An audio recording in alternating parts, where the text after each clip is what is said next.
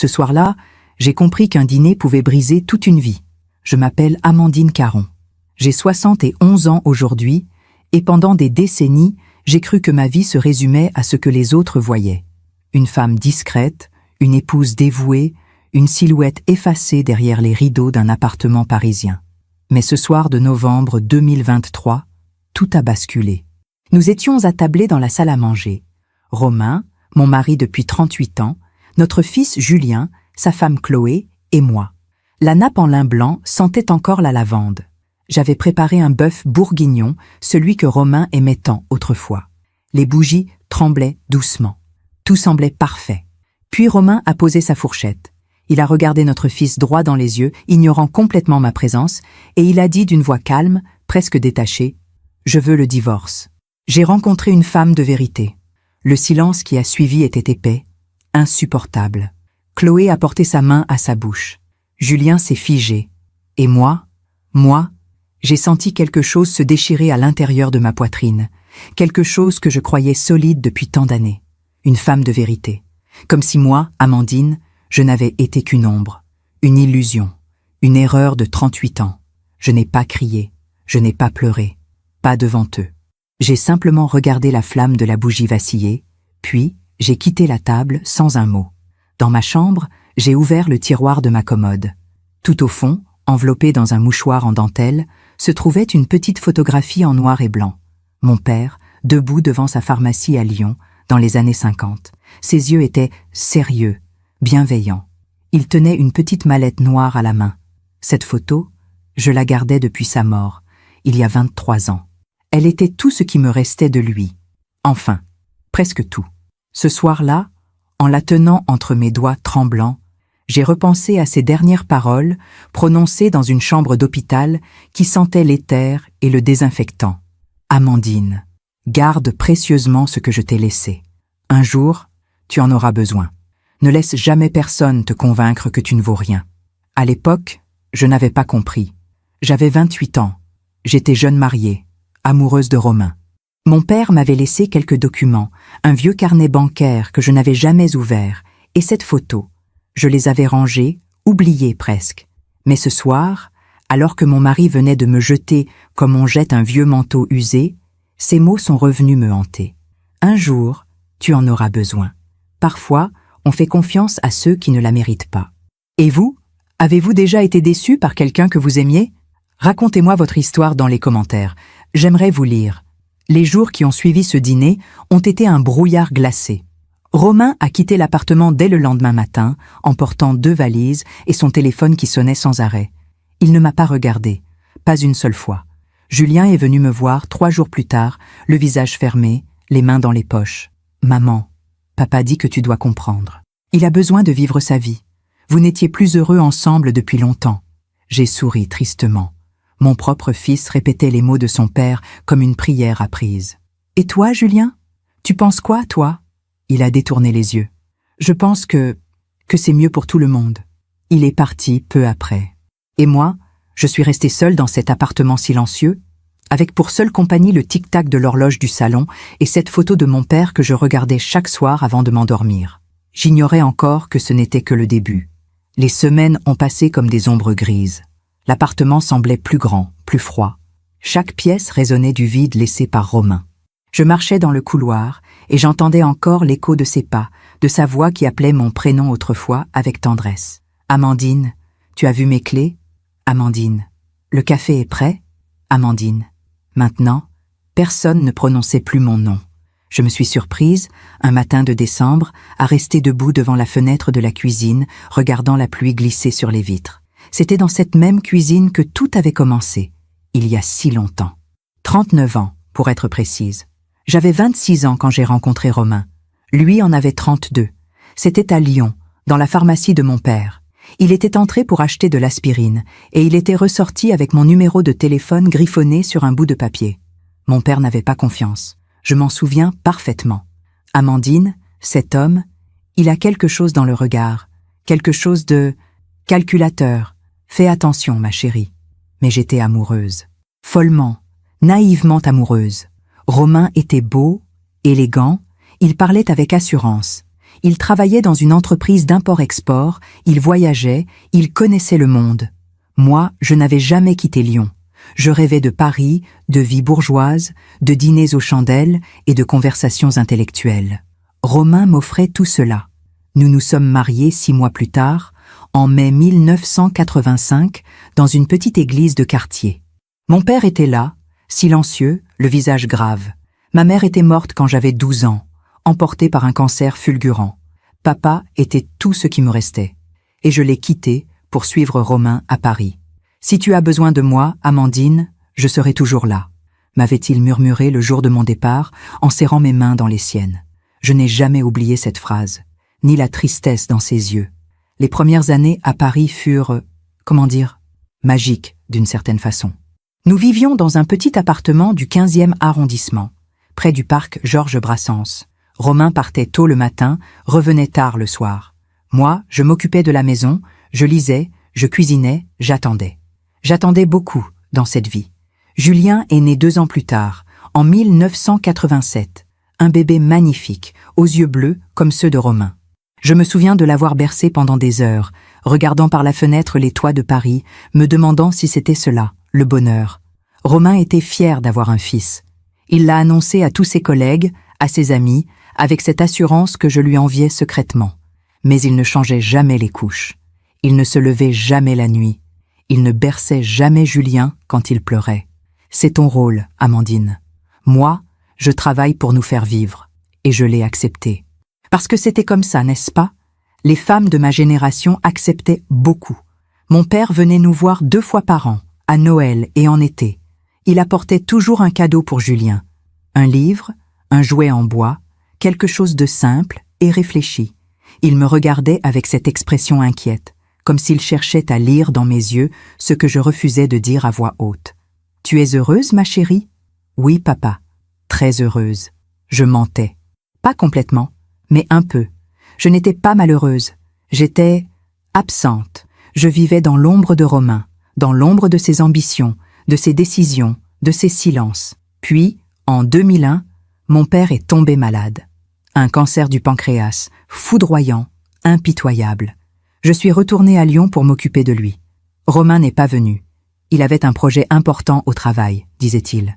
Julien avait 14 ans et devait rester à Paris pour l'école. J'ai passé 3 mois au chevet de mon père, dans cette même chambre d'hôpital où il s'était éteint doucement, un soir de novembre. La veille de sa mort, il m'avait pris la main, ses doigts frêles et glacés contre les miens. « Amandine, écoute-moi bien.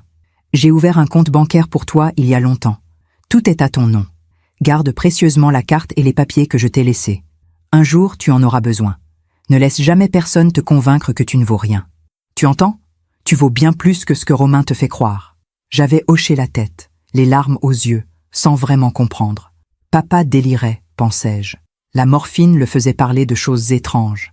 Mais il a insisté, serrant ma main plus fort, les yeux brillants de fièvre et de détermination. « Promets-moi que tu garderas tout. Promets-moi que tu n'abandonneras jamais. Je promets, papa. » Il est mort le lendemain à l'aube. Je suis rentrée à Paris avec une petite boîte en carton contenant ses affaires personnelles. La photo devant la pharmacie, un vieux carnet bancaire avec un numéro de compte et un code confidentiel griffonné au dos, quelques lettres et une carte bancaire bleu marine dans une enveloppe scellée avec mon nom écrit à la main. Je n'ai jamais ouvert l'enveloppe. Je l'ai rangée dans le tiroir de ma commode, sous mes chemises de nuit, et je l'ai oubliée. Presque. Romain n'a pas demandé ce que mon père m'avait laissé. Il n'a jamais posé de questions. Quelques jours après mon retour, il m'a simplement dit, en lisant son journal au petit déjeuner, « Ton père était un homme simple. Il n'avait pas grand-chose, j'imagine. Enfin, c'est mieux ainsi. Moins de complications. » J'ai avalé mon café en silence. Quelque chose en moi s'est fermé ce jour-là. Quelque chose de petit, de fragile, s'est éteint doucement. Pendant que je raconte tout cela, je me demande d'où vous m'écoutez. Écrivez le nom de votre ville en commentaire. Les années ont continué à filer. Julien a grandi, il est parti faire ses études, il a rencontré Chloé, ils se sont mariés. Romain a pris de l'importance dans son entreprise. Nous avons déménagé dans un appartement plus grand, plus chic, dans le 7e arrondissement. Une adresse prestigieuse, des meubles élégants. Des dîners mondains où je souriais poliment pendant que Romain racontait ses exploits professionnels. Moi, je suis devenu invisible. Pas d'un coup, lentement, comme une photographie qui pâlit au soleil. Romain ne me regardait plus vraiment. Il ne me posait plus de questions. Il ne me touchait plus, sauf parfois par habitude, par devoir conjugal. Nous partagions le même lit, mais nous vivions dans deux mondes séparés. Et moi, je continuais. Je cuisinais, je rangeais, je souriais. Je faisais semblant que tout allait bien, parce que c'est ce qu'on m'avait appris. Tenir, endurer, faire bonne figure. Mais quelque part, au fond de moi, une petite voix murmurait parfois, les soirs de solitude, « Est-ce que c'est tout? Est-ce que c'est vraiment tout ce que ta vie sera ?» Je regardais alors la photo de mon père, posée sur ma table de chevet, ses yeux sérieux, sa mallette noire, et je repensais à ses dernières paroles. « Un jour, tu en auras besoin. » Je ne savais pas encore à quel point il avait raison. C'était un mardi après-midi de mars 2022. Je m'en souviens parce que c'était le jour où j'ai compris que quelque chose avait changé, même si je refusais encore de le voir vraiment. Romain était rentré plus tôt que d'habitude. Il avait déposé sa mallette dans l'entrée avec un geste brusque, presque irrité, et il était passé devant moi sans un mot. Pas de baiser sur la joue, pas de « bonsoir Amandine », rien. Je préparais le dîner. Un poulet rôti avec des pommes de terre fondantes, son plat préféré. L'appartement sentait le thym et le romarin. J'avais mis la table avec soin, comme toujours. Les assiettes en porcelaine de Limoges, les verres en cristal, la nappe brodée. Mais quand je l'ai appelé pour passer à table, il est apparu dans l'embrasure de la porte, avec son téléphone à la main, le visage fermé. Je n'ai pas faim. Mais j'ai préparé ton plat préféré. Il a levé les yeux vers moi et j'ai vu quelque chose que je n'avais jamais vu auparavant. Une sorte d'agacement, de lassitude, comme si ma présence même le fatiguait. Amandine, arrête de toujours vouloir me faire plaisir. C'est épuisant. Les mots sont tombés comme des pierres, froids, tranchants. Je suis restée figée, la louche à la main, cherchant quoi répondre. Mais avant que je puisse dire quoi que ce soit, son téléphone a vibré. Il a regardé l'écran et son visage s'est illuminé. Un sourire, un vrai sourire, celui que je ne voyais plus depuis des années.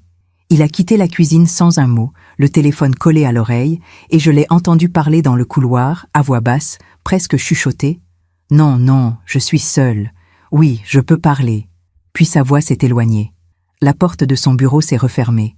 Je suis restée là, debout devant la cuisinière, regardant le poulet doré qui refroidissait lentement. J'ai éteint le four. J'ai posé la louche. Et je me suis assise à table, seule, devant deux couverts. J'ai mangé en silence. Chaque bouchée avait un goût de cendre. Ce soir-là, dans mon lit, j'ai repensé à cette phrase. C'est épuisant. 37 ans de mariage, et j'étais devenue épuisante. Pas intéressante, pas désirable, épuisante. Je me suis tournée vers la table de chevet, vers la photo de mon père. Ses yeux semblaient me regarder avec cette même expression inquiète qu'il avait toujours eue. « Papa, qu'est-ce que j'ai fait de mal ?» Évidemment, il n'a pas répondu. Les morts ne répondent jamais. Mais dans le silence de cette nuit-là, j'ai senti quelque chose se fissurer en moi. Une première petite fêlure, à peine visible, mais bien réelle. Les semaines suivantes, j'ai commencé à remarquer d'autres détails, des petites choses que j'avais ignorées auparavant ou que je m'étais refusé à voir. Romain rentrait de plus en plus tard. Il prenait sa douche dès son arrivée, changeait de vêtements immédiatement. Son téléphone ne le quittait jamais. Il le gardait sur lui en permanence, même quand il allait aux toilettes. Et quand il sonnait, il sortait de la pièce pour répondre. « C'est le travail », disait-il quand je posais une question. « Encore ? Même à 10 heures du soir ? Amandine, tu ne comprends pas. Les affaires ne s'arrêtent pas à 17 heures. » Et moi, je hochais la tête. Je ne voulais pas être cette femme. Cette épouse jalouse, suspicieuse, étouffante. Alors je me taisais. Mais la nuit, je ne dormais plus vraiment. Je restais éveillée, écoutant sa respiration à côté de moi, me demandant quand exactement nous étions devenus deux étrangers partageant le même matelas. Un soir de mai, Julien et Chloé sont venus dîner. Cela faisait plusieurs mois que nous ne les avions pas vus. Julien travaillait beaucoup, disait-il. Ils étaient occupés, disait Chloé. J'avais préparé un festin. Du saumon en croûte, une salade niçoise, une tarte aux fraises maison. Je voulais que tout soit parfait. Je voulais que mon fils voie que sa mère savait encore faire quelque chose de bien. Pendant le repas, Romain était charmant. Il racontait des anecdotes, Il riait, il posait des questions à Julien sur son travail, à Chloé sur ses projets. Il était exactement l'homme que j'avais épousé. Drôle, attentionné, présent. Mais pas une seule fois il ne m'a regardé. Pas une seule fois il n'a mentionné que c'était moi qui avais tout préparé. Quand Chloé a complimenté la tarte, Romain a simplement souri et dit « Oui, elle est excellente. Elle. Pas Amandine. Pas ta mère. Elle. » Comme si j'étais une domestique invisible. Julien n'a rien remarqué. Ou peut-être qu'il a choisi de ne rien remarquer. Il parlait avec son père de choses que je ne comprenais pas. Fusion d'entreprises, investissement, stratégie commerciale. Ils formaient un duo solide, complice. Et moi, j'étais assise là, souriant poliment, servant le vin, débarrassant les assiettes, transparente. Après leur départ, j'ai fait la vaisselle en silence. Romain était déjà enfermé dans son bureau, au téléphone encore une fois. J'entendais sa voix à travers la porte, douce, presque tendre. Je sais, moi aussi, bientôt, je te promets. J'ai fermé le robinet. L'eau avait cessé de couler, mais mes mains tremblaient. Je me suis essuyé les mains sur un torchon et je suis allé dans la chambre. J'ai ouvert le tiroir de ma commode. Sous les chemises de nuit, la petite boîte en carton était toujours là. La photo de mon père, l'enveloppe scellée avec la carte bancaire, le vieux carnet. Je les ai sortis lentement, comme si je touchais des reliques sacrées. La photo d'abord. Mon père, jeune, sérieux, debout devant sa pharmacie.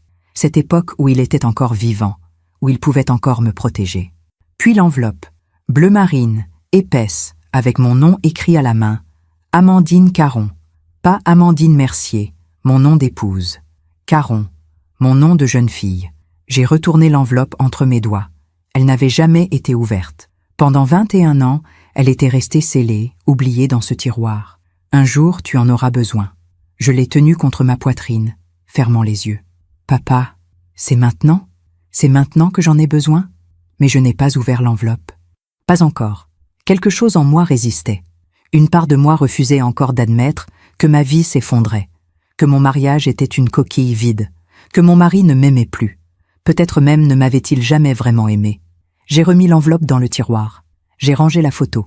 Et je me suis couché, les yeux ouverts dans le noir, écoutant Romain rire doucement au téléphone dans la pièce d'à côté. Cette nuit-là, j'ai compris que quelque chose en moi commençait à se briser. Pas brutalement, pas spectaculairement, mais lentement, silencieusement, comme une porcelaine fine qui se fendille sous la pression invisible du temps. Et je ne savais pas encore comment arrêter cette fracture. Les mois qui ont suivi ont été étranges. Je vivais dans une sorte de brouillard permanent, où chaque geste quotidien devenait une performance automatique. Me lever, préparer le café, ranger l'appartement, sourire quand il le fallait. Je refusais de voir ce qui crevait les yeux. Romain avait de moins en moins de temps pour moi. Ses voyages d'affaires se multipliaient. Bruxelles, Genève, Milan. Il partait le lundi matin et revenait le vendredi soir, épuisé, distant. Quand je lui demandais comment s'était passée sa semaine, il répondait par monosyllabes. Bien, fatigant. Le travail, tu sais. Non, je ne savais pas. Je ne savais plus rien de sa vie. Un samedi de juin 2022, j'ai proposé que nous allions déjeuner quelque part, comme avant. Il y avait ce petit restaurant à Saint-Germain-des-Prés que nous aimions tant dans les années 90. Je pensais que, peut-être, en retournant là-bas, nous pourrions retrouver quelque chose. Un écho, un souvenir partagé. Romain a levé les yeux de son ordinateur. Même le week-end, il travaillait. Et il a soupiré. Je n'ai vraiment pas le temps, Amandine. Mais, c'est samedi. Tu pourrais prendre une pause. Nous pourrions quoi? Il m'a regardé avec cette expression que je commençais à reconnaître. Une sorte de lassitude mêlée d'irritation. Aller manger dans un restaurant et faire semblant que tout va bien? Le silence s'est abattu entre nous comme un rideau de plomb. Tu penses que tout ne va pas bien? Ai-je murmuré. Il a refermé son ordinateur. Il s'est levé. Il est venu vers moi. Et pendant un instant, j'ai cru qu'il allait me prendre dans ses bras, qu'il allait me dire que j'avais mal compris, que tout cela n'était qu'un mauvais passage. Mais il s'est contenté de poser une main sur mon épaule, brièvement, comme on tapote un chien fidèle. Amandine, tu es une bonne épouse. Tu as toujours été une bonne épouse. Mais parfois, être bon ne suffit pas. Puis il a pris sa veste et il est sorti. Je suis restée debout dans le salon, figée, essayant de comprendre ce qu'il venait de dire. Être bon ne suffit pas. Qu'est-ce qui suffisait alors? Qu'est-ce qu'il attendait de moi que je n'avais pas donné pendant 37 ans? Je me suis assise sur le canapé, les mains tremblantes. Et au lieu de pleurer, au lieu de crier, j'ai fait ce que j'avais toujours fait. J'ai cherché des excuses. Il est stressé par le travail. Il traverse une période difficile. C'est l'âge, la crise de la soixantaine. Ça va passer. Je me mentais. Bien sûr que je me mentais. Mais admettre la vérité, c'était admettre que ma vie entière avait été une illusion. Et je n'étais pas prête. Alors j'ai continué. J'ai continué à faire comme si de rien n'était. J'ai continué à préparer ses repas préférés, à repasser ses chemises, à maintenir l'appartement impeccable. Je pensais que si j'étais assez parfaite, assez discrète, assez patiente, il finirait par revenir vers moi. C'est ce que font les femmes de ma génération, n'est-ce pas? Nous nous adaptons, nous nous plions, nous nous effaçons. Pendant que je raconte tout cela, je me demande d'où vous m'écoutez. Écrivez le nom de votre ville en commentaire. En juillet, Julien nous a annoncé que Chloé était enceinte. Leur premier enfant. Mon premier petit enfant. J'aurais dû être folle de joie. Et une partie de moi l'était. Mais quand j'ai regardé Romain, j'ai vu quelque chose d'étrange dans ses yeux. Une sorte de calcul, de froide évaluation. « C'est une excellente nouvelle », a-t-il dit en serrant la main de Julien. « Tu vas avoir besoin d'argent. Un enfant, ça coûte cher. Heureusement que tu as un père qui a bien réussi. » Julien a ri, un peu gêné. « Papa, on se débrouille très bien. Pour l'instant. Mais attends de voir les frais. L'école privée, les activités, les vacances. Crois-moi, tu auras besoin d'aide. » Chloé a souri poliment, mais j'ai vu une ombre passer dans ses yeux. Elle n'aimait pas qu'on parle d'argent ainsi, crûment, comme si leur enfant n'était qu'une dépense à prévoir. Moi non plus, je n'aimais pas ça. Mais je n'ai rien dit. J'ai souri. J'ai félicité Chloé. J'ai proposé de tricoter une couverture pour le bébé. Plus tard, quand nous nous sommes retrouvés seuls, Romain et moi, dans la voiture qui nous ramenant à la maison, j'ai osé poser une question. « Pourquoi as-tu parlé d'argent comme ça devant eux ?» Il a haussé les épaules, les yeux fixés sur la route. « Parce que c'est la réalité. Julien doit comprendre que dans la vie, tout se paie. Même l'amour familial. L'amour ne se paie pas, Romain. » Il a ri. Un rire bref, presque méprisant. « Tu es tellement naïve, Amandine. Tu l'as toujours été. » C'est touchant d'une certaine manière. Je me suis tue. Le reste du trajet s'est fait en silence. Cette nuit-là, allongée dans le noir, j'ai repensé à cette phrase. « Tu es tellement naïve. » Peut-être avait-il raison. Peut-être que j'avais toujours été naïve. Naïve de croire qu'il m'aimait. Naïve de croire que notre mariage comptait. Naïve de croire que je comptais. J'ai tourné la tête vers sa silhouette endormie à côté de moi. Dans le noir, je distinguais à peine son visage. Cet homme que je connaissais depuis 39 ans. Cet homme avec qui j'avais partagé un lit pendant 37 ans. Cet homme qui était le père de mon fils. Et pourtant, il me semblait être un parfait étranger. Les semaines d'août ont été particulièrement éprouvantes. Romain a décidé de partir seul en vacances, en Corse, pour décompresser. Il m'a laissé à Paris, dans l'appartement silencieux, avec pour seule compagnie la chaleur étouffante et mes pensées qui tournaient en boucle. Julien m'a appelé une fois, rapidement, entre deux rendez-vous. « Ça va, maman ?»« Oui, très bien. »« Papa n'est pas avec toi ?»« Non, il avait besoin de vacances. Le travail, tu sais. »« Ah, d'accord. Bon, je dois y aller. Je t'embrasse. » Il a raccroché avant que je puisse dire quoi que ce soit d'autre. J'ai passé ces semaines à marcher. Je marchais dans Paris, des heures durant, sans but précis. Les Tuileries, le Luxembourg, les quais de Seine. Je regardais les couples enlacés sur les bancs, les familles qui riaient, les enfants qui couraient, et je me demandais quand exactement j'avais cessé d'exister. Un après-midi, en passant devant une vitrine, j'ai aperçu mon reflet. Une femme de 70 ans, mince, les cheveux gris, tirés en chignon, vêtue d'une robe beige sans forme particulière, des chaussures plates, pas de bijoux, sauf mon alliance en or. Je me suis arrêtée.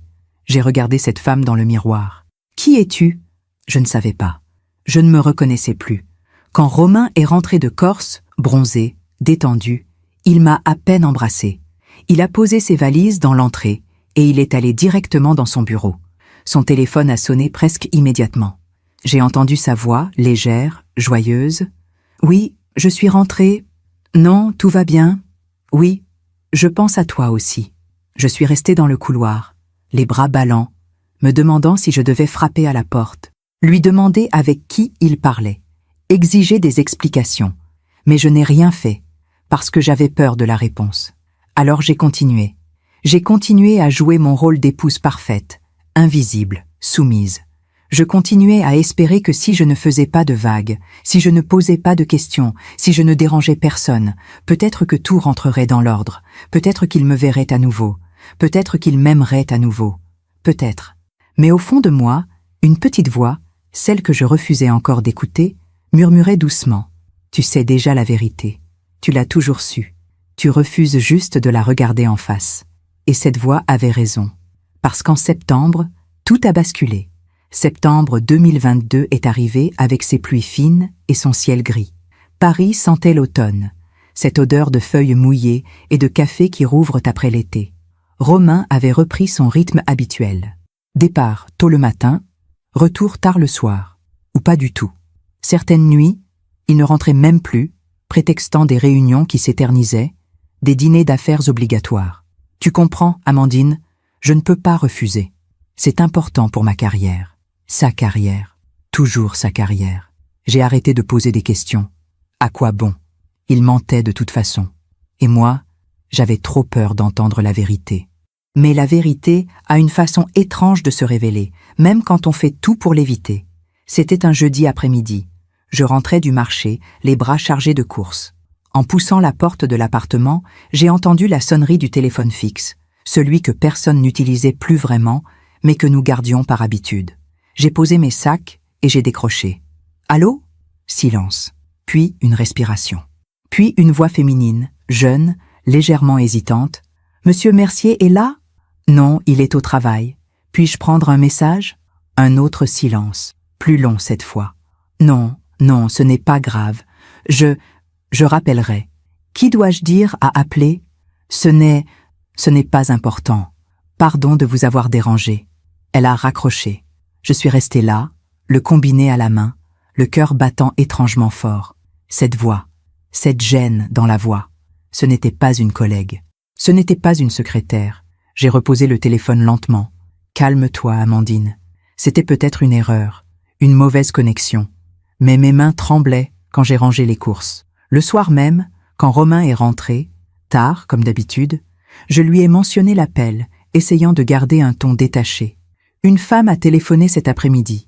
Elle demandait après toi. Elle n'a pas voulu laisser son nom. Il a levé les yeux de son assiette, l'air vaguement agacé. Ah oui?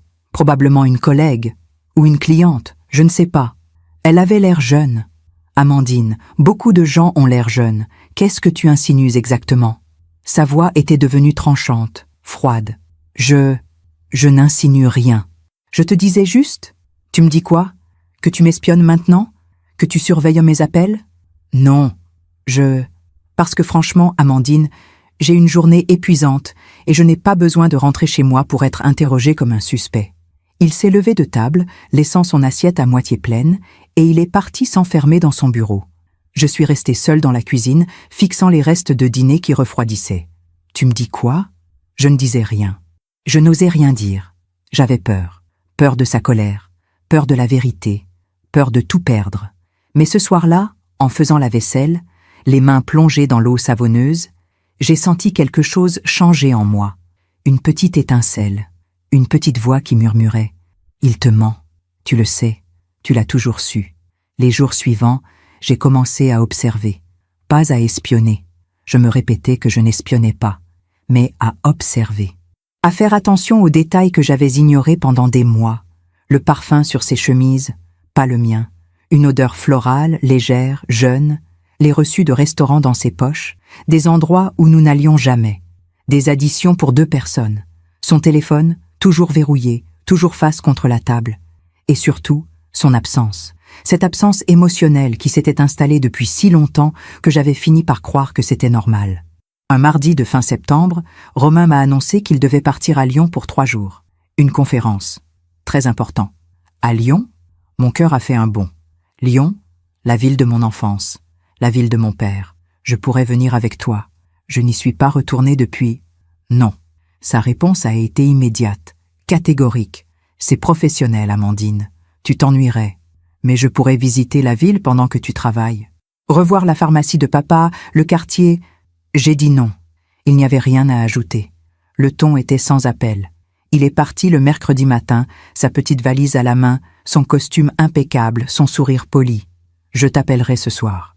Il n'a pas appelé. Ni le mercredi soir, ni le jeudi. Le vendredi matin, j'ai craqué. J'ai pris mon téléphone et j'ai composé le numéro de son portable. Messagerie. J'ai essayé à nouveau. Messagerie. Puis j'ai fait quelque chose que je n'avais jamais fait auparavant. J'ai appelé son entreprise. « Bonjour, je suis Madame Mercier, l'épouse de Romain Mercier. Je cherche à le joindre. Il est en conférence à Lyon et... »« À Lyon, madame ?» La voix de la secrétaire était surprise. « Monsieur Mercier n'est pas en déplacement cette semaine. Il a pris 3 jours de congé personnel. » Le monde a basculé. « Pardon ? » ?»« Oui, madame. Il a demandé un congé mercredi, jeudi et vendredi. Il devrait être de retour lundi. »« Je vois. Merci. » J'ai raccroché.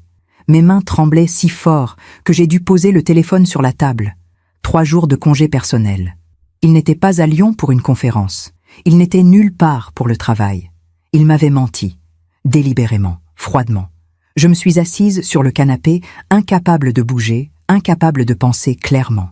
Tout ce que je ressentais, c'était une douleur sourde dans la poitrine, comme si quelque chose d'essentiel venait de se briser.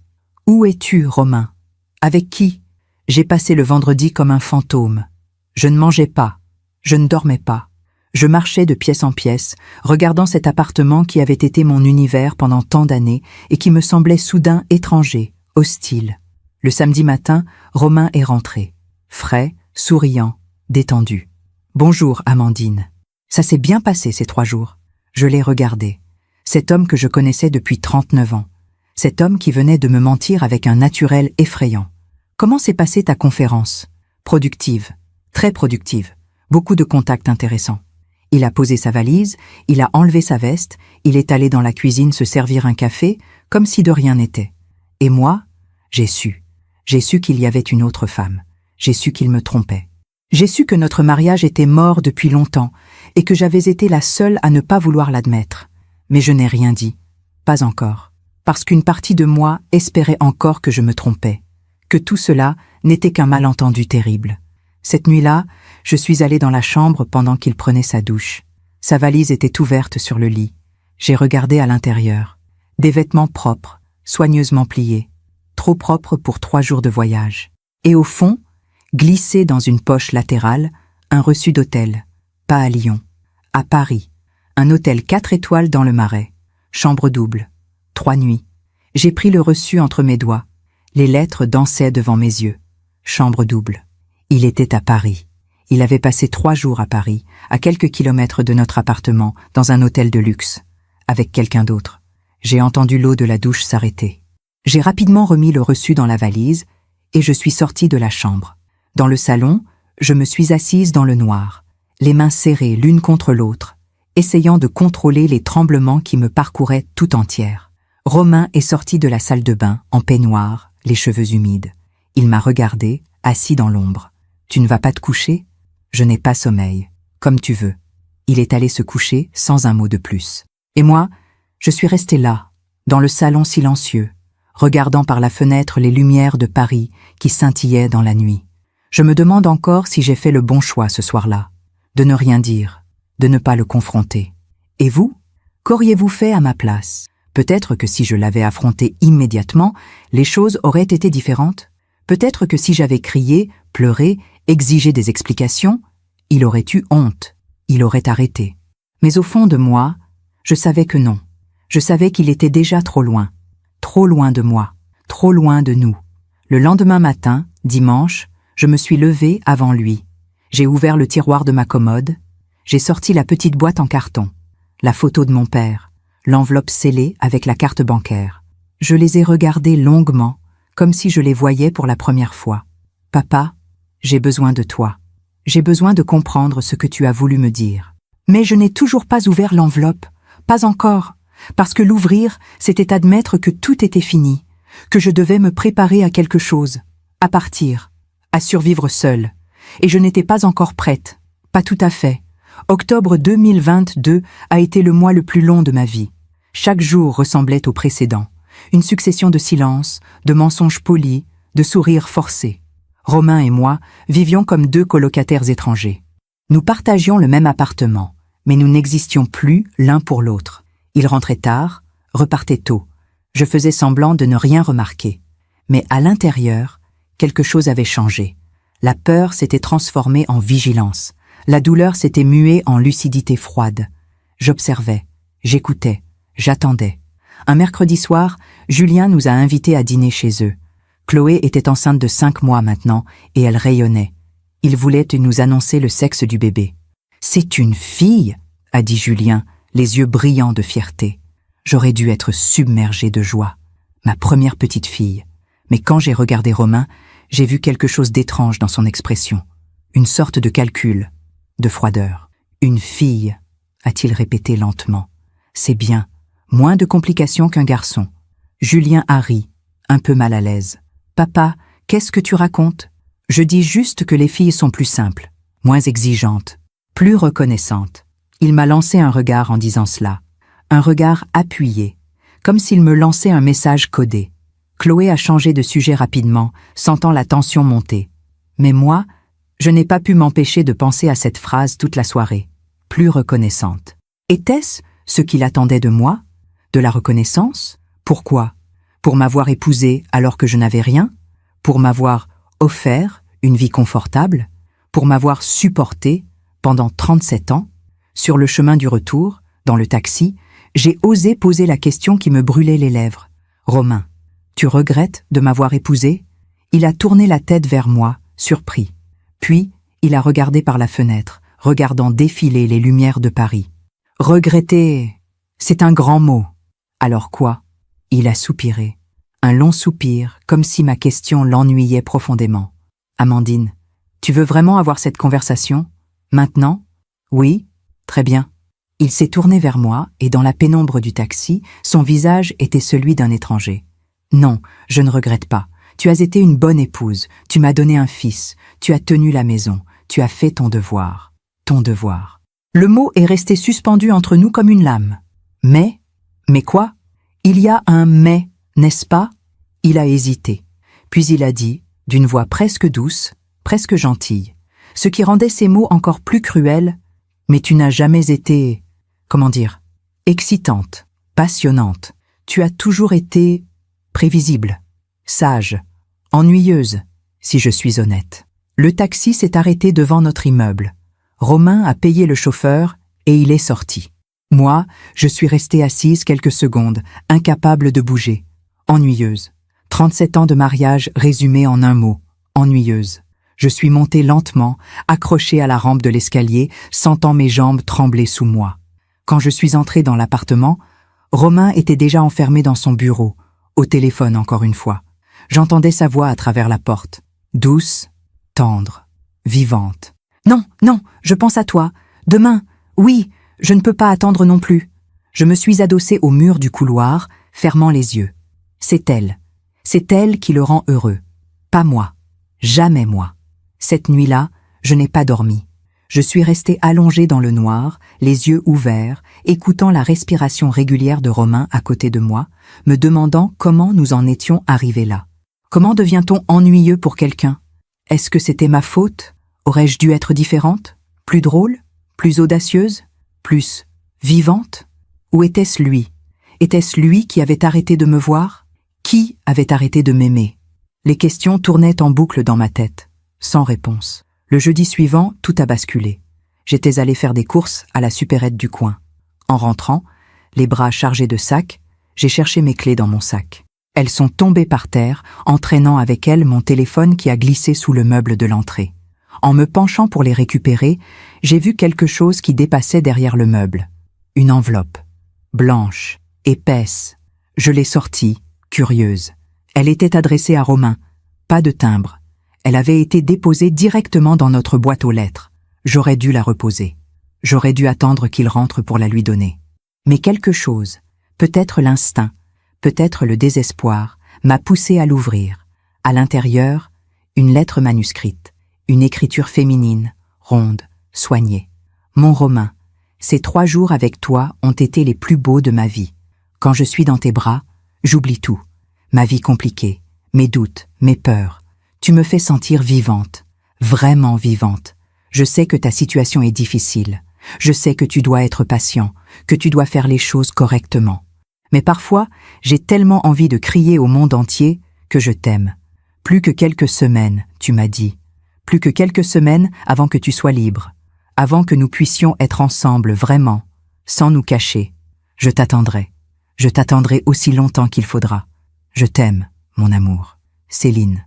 J'ai lu la lettre une fois, puis 2 fois, puis 3 fois. Les mots dansaient devant mes yeux, mais leur sens était parfaitement clair. Plus que quelques semaines avant que tu sois libre. Il allait me quitter. Il avait tout planifié. Cette femme, Céline, savait. Elle attendait. Ils attendaient tous les deux le bon moment pour m'annoncer que ma vie était finie. J'ai replié la lettre lentement. Mes mains ne tremblaient plus. Étrangement, je me sentais calme. Glacée, mais calme. J'ai remis la lettre dans l'enveloppe. Je l'ai posée sur le bureau de Romain, bien en évidence. Puis je suis allée dans la chambre. J'ai ouvert le tiroir de ma commode. J'ai sorti la petite boîte en carton. La photo de mon père. L'enveloppe scellée avec la carte bancaire. Le vieux carnet. Cette fois, j'ai ouvert l'enveloppe. À l'intérieur, une carte bancaire bleu marine. Une carte Visa Infinite. À mon nom, Amandine Caron. Pas Mercier. Caron. J'ai retourné le carnet bancaire. Au dos, le numéro de compte et le code confidentiel, écrit de la main tremblante de mon père. Et une note griffonnée à la hâte. Amandine, cet argent est à toi. Je l'ai mis de côté toute ma vie pour que tu ne manques jamais de rien. Ne laisse personne, te dire que tu ne vaux rien. Tu es ma fille. Tu vaux tout l'or du monde. Papa. Les larmes ont enfin coulé. Pas de douleur, pas de colère. Juste du soulagement. Mon père m'avait protégé. Même mort, il continuait à me protéger. J'ai tenu la carte contre ma poitrine, fermant les yeux. Merci, papa. Merci. Quand Romain est rentré ce soir-là, il a trouvé la lettre sur son bureau. Je l'ai entendu l'ouvrir. Puis un silence. Un long silence. Il est venu dans le salon où j'étais assise, le visage figé. Tu as lu ça? Oui. Tu n'avais pas le droit. J'ai levé les yeux vers lui. Pour la première fois depuis des mois, je l'ai regardé vraiment. Cet homme que j'avais aimé. Cet homme pour qui j'avais tout sacrifié. Tu as raison. Je n'avais pas le droit. Tout comme tu n'avais pas le droit de me mentir pendant des mois. Tout comme tu n'avais pas le droit de me tromper. Tout comme tu n'avais pas le droit de planifier de me quitter sans même avoir le courage de m'en parler. Il a ouvert la bouche, l'a refermée. Il ne savait pas quoi dire. Qui est Céline? Amandine? Qui est-elle? Il a soupiré, passant une main dans ses cheveux. Et pour la première fois, j'ai vu quelque chose ressemblant à de la honte dans ses yeux. Une collègue. Elle a 38 ans. Nous nous sommes rapprochés il y a 1 an. 1 an. 1 an de mensonges. 1 an de trahison. Tu l'aimes? Amandine, ce n'est pas... Réponds-moi. Tu l'aimes? Il a détourné les yeux. Et dans ce silence, j'ai eu ma réponse. Oui, je l'aime. Les mots sont tombés comme des pierres dans un puits sans fond. Je me suis levée, j'ai marché vers lui. Et j'ai dit, d'une voix que je ne me connaissais pas, ferme, claire, digne. Alors, va-t'en, va la retrouver. Mais ne me mens plus, ne me manque plus de respect. J'ai été ton épouse pendant 37 ans. J'ai été fidèle, dévouée, patiente. Je mérite au moins la vérité. Il m'a regardé comme s'il me voyait pour la première fois. Tu veux divorcer? Je veux que tu partes. Maintenant. Ce soir. Prends tes affaires et va-t'en. Amandine, soyons raisonnables. Nous devons parler de... Il n'y a rien à dire. Tu as fait ton choix. Maintenant, assume-le. Il est resté figé quelques secondes. Puis, lentement, il est allé dans la chambre. J'ai entendu les tiroirs s'ouvrir et se fermer. Les cintres qui cliquetaient. La fermeture éclair de sa valise. 20 minutes plus tard, il était à la porte, sa valise à la main. Amandine, je suis désolée. Vraiment. Non, tu ne l'es pas, mais tu le seras. Il a froncé les sourcils. Qu'est-ce que tu veux dire? Tu comprendras. Un jour. Il a hésité, puis il est sorti. La porte s'est refermée doucement derrière lui. Et je me suis retrouvée seule dans cet appartement silencieux. Seule, mais debout. Debout. Et enfin, lucide.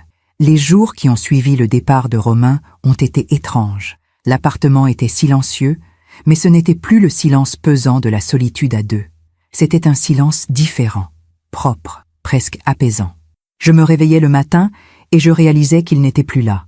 Pas de chemises à repasser, pas de café à préparer pour deux, pas de palourd dans le couloir. Juste moi. Au début, j'ai cru que j'allais m'effondrer, que la solitude me détruirait. Mais étrangement, c'est le contraire qui s'est produit. Pour la première fois depuis des décennies, je pouvais respirer. Romain m'a appelé le surlendemain. Sa voix était prudente, calculatrice. « Amandine, nous devons parler. De choses pratiques. Du divorce, de l'appartement, de l'argent. L'argent. Évidemment. Toujours l'argent. D'accord, quand? Demain. Au café en bas de chez nous. 10 heures. Chez nous? J'ai souri amèrement. Ce n'est plus chez toi, Romain. Un silence. Puis, d'accord, en bas de chez toi. 10 heures. Il a raccroché. Cette nuit-là, je n'ai pas dormi. J'ai tourné et retourné dans ma tête ce que j'allais lui dire. Comment j'allais me défendre. Parce que je le connaissais. Je savais qu'il ne me laisserait rien sans se battre. Le lendemain matin, je me suis habillée avec soin. Un tailleur bleu marine, simple mais élégant. Un peu de maquillage. Mes cheveux tirés en chignon. Je voulais avoir l'air digne, forte. Je suis arrivée au café 5 minutes en avance. Romain était déjà là, installé à une table au fond, 2 cafés devant lui. Il avait l'air fatigué, des cernes sous les yeux, les traits tirés. Une part de moi, une toute petite part, a ressenti quelque chose ressemblant à de la pitié. « Bonjour, Amandine. »« Bonjour. » Je me suis assise en face de lui. Il a poussé un café vers moi. « Comme tu l'aimes. » Allongé, sans sucre. J'ai regardé la tasse sans la toucher. Même maintenant, il essayait de jouer au mari attentionné. « Alors ?» ai-je dit. « De quoi voulais-tu parler ?» Il a pris une grande inspiration, comme s'il se préparait à quelque chose de difficile. « Amandine, je veux que les choses se passent bien entre nous, sans conflit, sans avocats qui s'enrichissent sur notre dos. Nous sommes des adultes raisonnables. » Continue. « Voilà ce que je propose. » Il a sorti un papier de sa poche, soigneusement plié. « Le divorce à l'amiable, pas de pension alimentaire. Tu n'as pas besoin d'argent, tu es en bonne santé, tu peux travailler. L'appartement sera vendu et nous partagerons les bénéfices à parts égales. L'appartement que j'ai entretenu pendant 37 ans? L'appartement que j'ai acheté avec mon argent, a-t-il corrigé, sa voix durcissant légèrement. Soyons clairs, Amandine. Quand nous nous sommes mariés, tu n'avais rien. Pas un sou. Ton père était pharmacien dans un petit quartier de Lyon. Tout ce que nous avons, c'est grâce à moi, grâce à mon travail, grâce à mes efforts. J'ai senti quelque chose se serrer dans ma poitrine. Pas de la peur, de la colère. Une colère froide, lucide. Je vois. Je ne dis pas ça pour être cruelle, je dis ça pour être honnête. Tu as été une bonne épouse, je ne le nie pas. Mais dans un divorce, on regarde les faits.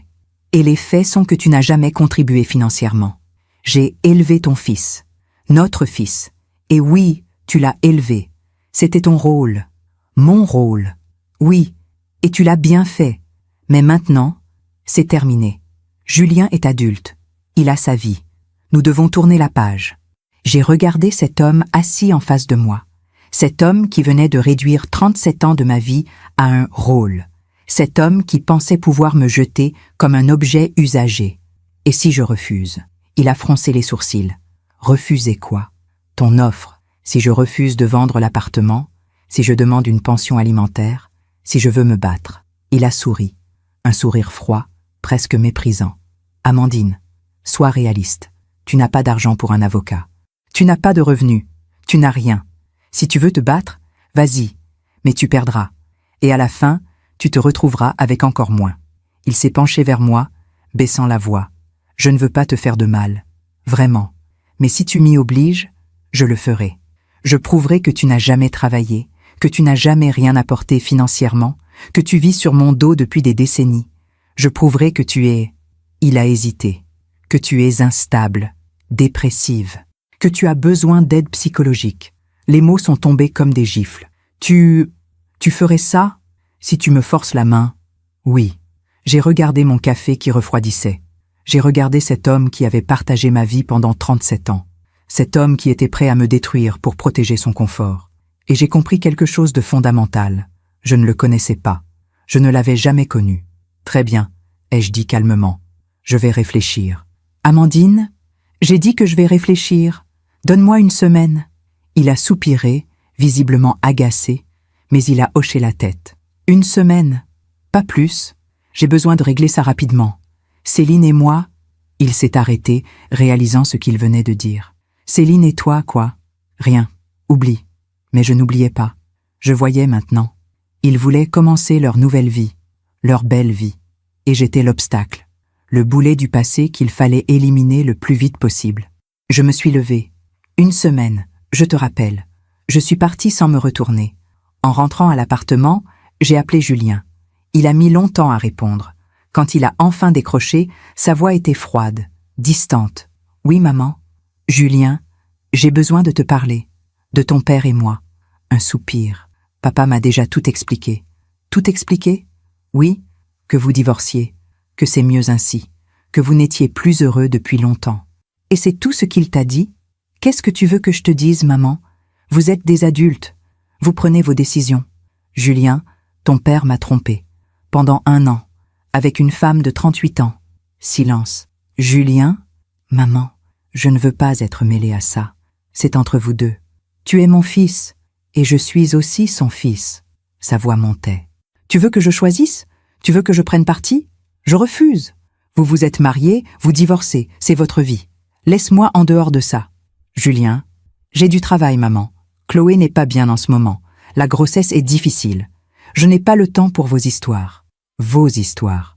Mon mariage détruit était devenu une histoire ennuyeuse dont il voulait se débarrasser. D'accord, ai-je murmuré. D'accord, prends soin de Chloé. Je t'embrasse. Il a raccroché sans dire au revoir.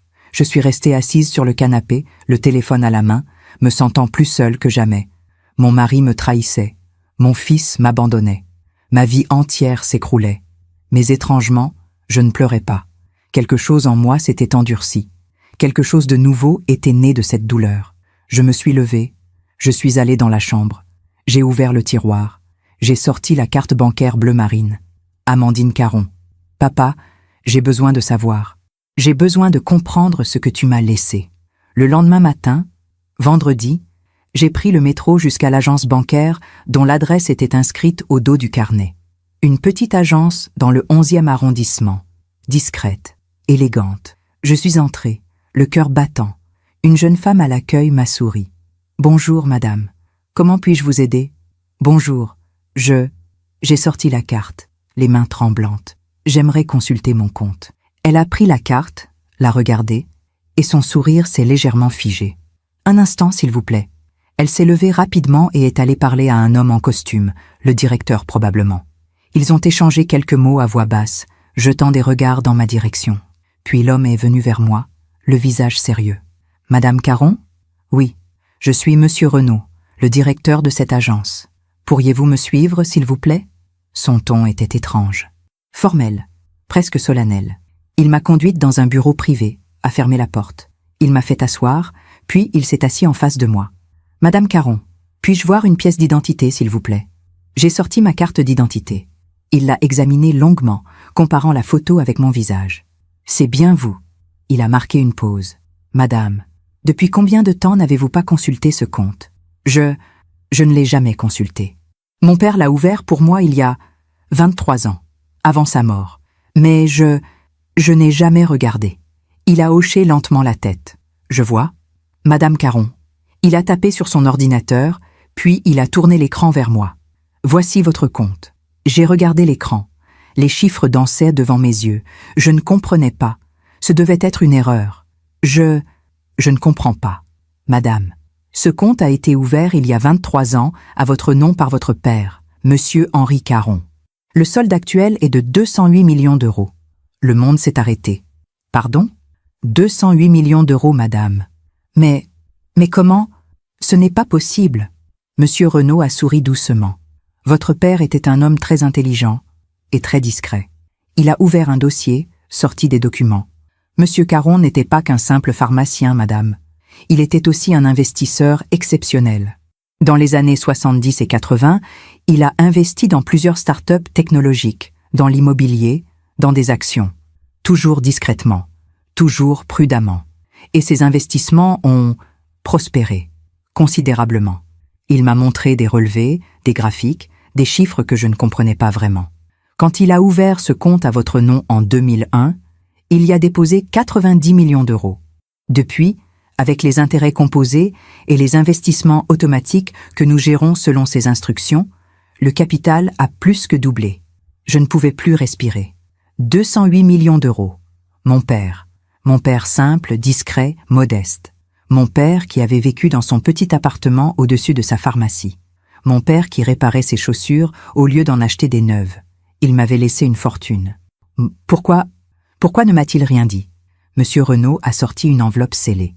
Il nous a laissé ceci, avec instruction de vous le remettre le jour où vous viendriez. J'ai pris l'enveloppe. Mes mains tremblaient tellement que j'ai eu du mal à l'ouvrir. À l'intérieur, une lettre, l'écriture de mon père, celle que je connaissais si bien. Ma chérie, si tu lis cette lettre, c'est que tu en as eu besoin. C'est que tu as enfin compris que tu valais plus que ce que les autres te faisaient croire. J'ai toujours su que Romain ne t'aimait pas vraiment. Je l'ai su le premier jour. Mais tu étais amoureuse, et je ne voulais pas te briser le cœur. J'espérais me tromper. Cet argent, je l'ai gagné pour toi, pour que tu ne sois jamais à la merci de personne, pour que tu puisses toujours partir si tu en avais besoin, pour que tu puisses vivre avec dignité. Ne laisse personne, surtout pas Romain, te dire que tu ne mérites rien. Tu mérites tout, ma chérie. Tu es ma fille. Tu es forte. Tu es belle. Tu es précieuse. Vis ta vie. Enfin, vraiment. Je t'aime pour toujours, papa. Les larmes ont coulé. Silencieuse. Libératrice. Papa, papa. Monsieur Renaud m'a tendu une boîte de mouchoirs, attendant patiemment que je me ressaisisse. Madame Caron, que souhaitez-vous faire? J'ai séché mes larmes. J'ai regardé l'écran de l'ordinateur. Les chiffres. Cette fortune incroyable. Et j'ai pensé à Romain, à son sourire méprisant, à sa phrase « Tu n'as rien ». Et j'ai souri. Pour la première fois depuis des mois, j'ai souri vraiment. Je veux consulter un avocat, le meilleur avocat de Paris. Le week-end qui a suivi cette découverte a été le plus étrange de ma vie. Je marchais dans l'appartement comme dans un rêve. 208 millions d'euros. Les chiffres résonnaient dans ma tête, irréels, presque absurdes. Moi, Amandine, qui avait passé 37 ans à compter chaque centime, à économiser sur les courses, à attendre les soldes pour m'acheter un pull, moi qui n'avais jamais eu de compte bancaire personnel, qui dépendait des cartes de crédit de Romain pour tout. J'avais une fortune, une vraie fortune. Et personne ne le savait. Le lundi matin, j'ai pris rendez-vous avec Maître Dubois, l'avocate que Monsieur Renaud m'avait recommandée. La meilleure en droit matrimonial, avait-il dit. Redoutable, mais juste. Son cabinet était dans le 8e arrondissement, un immeuble haussmannien élégant. Une secrétaire m'a fait entrer dans un bureau aux murs couverts de livres de droit. Maître Dubois était une femme d'une 50aine d'années, aux cheveux poivre et sel coupés courts, au regard perçant. « Madame Mercier, asseyez-vous. » Je me suis assise, serrant mon sac contre moi. « Je vous écoute. Racontez-moi tout depuis le début. » Et je lui ai tout raconté. Les 37 ans de mariage, l'effacement progressif, la trahison, la lettre de Céline, le départ de Romain, la rencontre au café, ses menaces, et finalement la découverte du compte bancaire.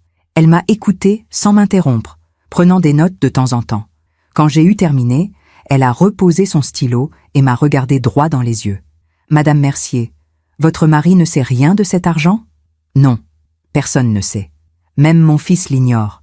Mon père a tout gardé secret. » « Bien. » Elle a marqué une pause. « Voici ce que je vous propose. Nous allons laisser votre mari croire qu'il a gagné. Nous allons accepter ses conditions, divorce à l'amiable, pas de pension alimentaire, partage de l'appartement. Nous allons être dociles, coopératives. Mais pourquoi? J'ai les moyens de me battre maintenant. J'ai les moyens de... Elle a levé la main. Exactement. Vous avez les moyens. Mais lui ne le sait pas. Et c'est là notre force. Elle s'est penchée vers moi. Madame Mercier, si nous révélons maintenant l'existence de ce compte, votre mari va essayer de le faire entrer dans la communauté de biens. Il va prétendre que cet argent aurait dû être déclaré pendant votre mariage. Il va engager des avocats coûteux, traîner l'affaire pendant des années. Et même s'il perd, ce qui est probable puisque le compte est à votre nom de jeune fille et a été ouvert avant votre mariage, vous aurez perdu du temps, de l'énergie et de la paix.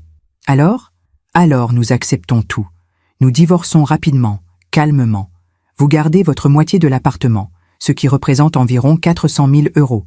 Lui garde sa moitié. Et ensuite, quand tout sera fini, quand les papiers seront signés, quand il sera légalement libre de vous, vous serez libre de lui. Complètement. Définitivement. Avec votre fortune intacte. Elle a souri. Et croyez-moi, Madame Mercier, le jour où il découvrira que la femme qu'il croyait avoir jetée à la rue possède plus de 200 millions d'euros, ce sera votre plus belle victoire. J'ai réfléchi. Quelque chose en moi voulait se battre, voulait lui montrer tout de suite que je n'étais pas la femme faible et dépendante qu'il imaginait. Mais Maître Dubois avait raison. La vraie victoire n'était pas dans le combat. Elle était dans la liberté. D'accord, faisons comme vous dites. Parfait. Je vais contacter l'avocat de votre mari et lui faire savoir que vous acceptez ces conditions. Tout devrait être réglé en quelques semaines. Elle m'a raccompagnée à la porte. Madame Mercier, un dernier conseil. Ne changez rien à votre comportement. Continuez à être la femme qu'il pense connaître. Discrète, soumise. Cela rendra le divorce encore plus rapide. Je comprends. Et après, vous pourrez devenir qui vous voulez vraiment. Je suis rentrée à l'appartement le cœur léger. Pour la première fois depuis des mois, j'avais un plan, un avenir, une porte de sortie. Les semaines qui ont suivi ont été surréalistes. Romain et moi avons signé les papiers du divorce avec une efficacité presque bureaucratique. Il était ravi.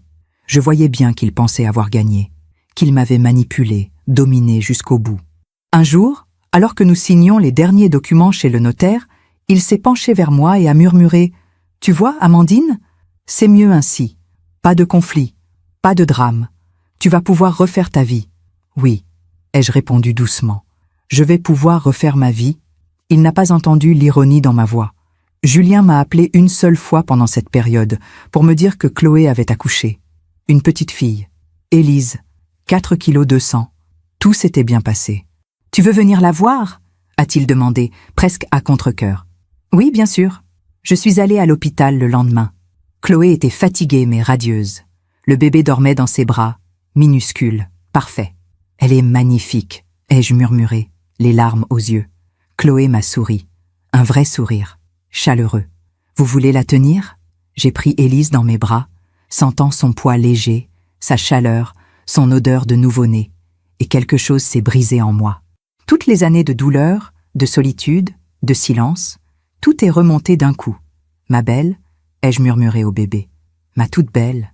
Julien était dans un coin de la chambre, regardant son téléphone. Distant, absent, comme toujours. « Julien ?» ai-je dit doucement. « Tu veux tenir ta fille ?» Il a levé les yeux, surpris, puis il a souri, un sourire gêné, et il est venu prendre le bébé. En regardant mon fils tenir sa fille, j'ai réalisé quelque chose de douloureux. Il était exactement comme son père, absent émotionnellement, concentré sur son travail, sur son image, sur sa réussite. Il aimait sa fille, j'en étais sûre, mais d'un amour distrait, superficiel. Et moi, j'avais élevé cet homme. J'avais contribué à faire de lui ce qu'il était. Cette pensée m'a suivi pendant des jours. Le divorce a été prononcé fin novembre 2023. 37 ans de mariage dissous en une audience de 15 minutes. Le juge a lu les documents, a posé quelques questions de routine et a frappé son marteau. Le divorce est prononcé. Romain m'a serré la main à la sortie du tribunal.